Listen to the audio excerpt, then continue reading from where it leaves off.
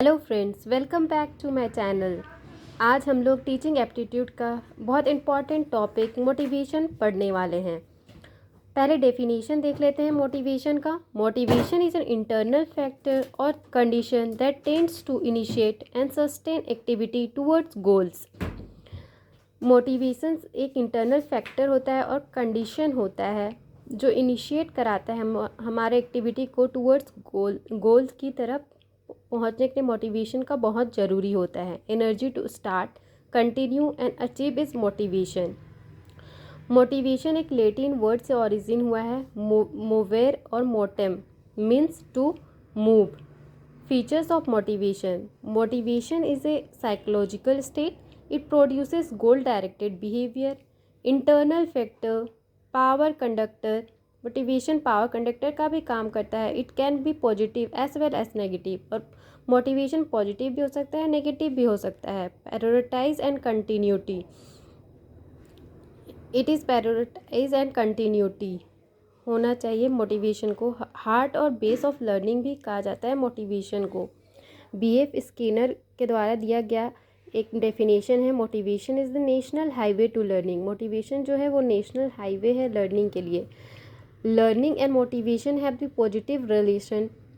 Motivation increases then learning also increases. Cycle of motivation देखते हैं हम लोग। पहले नीड होता है, किसी चीज़ को हम पाना चाहते हैं तो फिर हम लोग को मोटिवेशन का ज़रूरत होता है। फिर ड्राइव आता है, फिर अरोजल, फिर goal directed behaviour, then achievement. जब हम लोग वो गोल अचीव कर लेते हैं तब फिर मोटिवेशन का रिडक्शन होने रहता है, रिडक्शन ऑफ अरोजल। इसको हम लोग एक शॉर्ट ट्रिक से याद कर सकते हैं, NDAGAR, NDA and GAR, like N for need, D for drive, A for arousal, G for goal directed behavior, A for achievement, R for reduction of arousal। Example देख लेते हैं। नीड, जैसे need हमारा फूड है तो हमारा drive होगा hungry या हंगर, हम भूखे होंगे, वो हमारा ड्राइव हो जाएगा।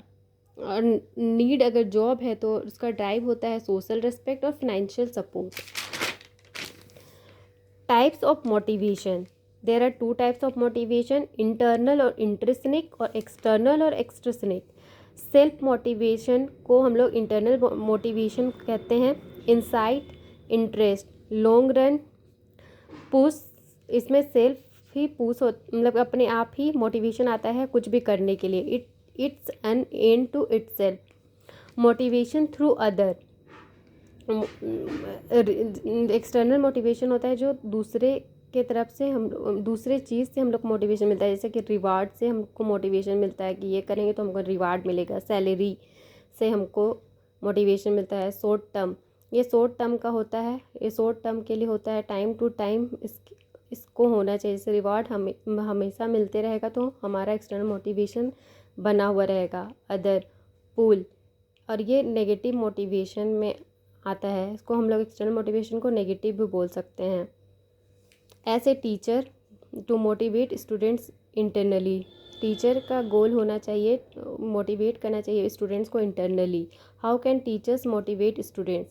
Encourage students with positive feedback. Encourage करना चाहिए स्टूडेंट्स को विथ पॉजिटिव फीडबैक से कि ऐसे करो तो ठीक होगा, इस तरह का। Be clear about learning objectives, और क्लियर होना चाहिए टीचर को लर्निंग ऑब्जेक्टिव को लेके, उनका ऑब्जेक्टिव क्या है। एक्सट्रिनिक मोटिवेशन जैसे grade A+, clapping, first prize. Clapping से भी एक एक्सट्रिनिक मोटिवेशन का काम करता है। जैसे कोई क्वेश्चन पूछे बच्चा को क्लास में, तो वो आंसर दिया तो फिर पूरे क्लासमेट से क्लैपिंग कराएंगे तो उससे और भी अच्छा आंसर देने के लिए उसमें मोटिवेशन आएगा। बी ए रोल मॉडल, टीचर को रोल मॉडल की तरह होना चाहिए। फन लर्निंग और लर्निंग एनवायरनमेंट बनाना चाहिए।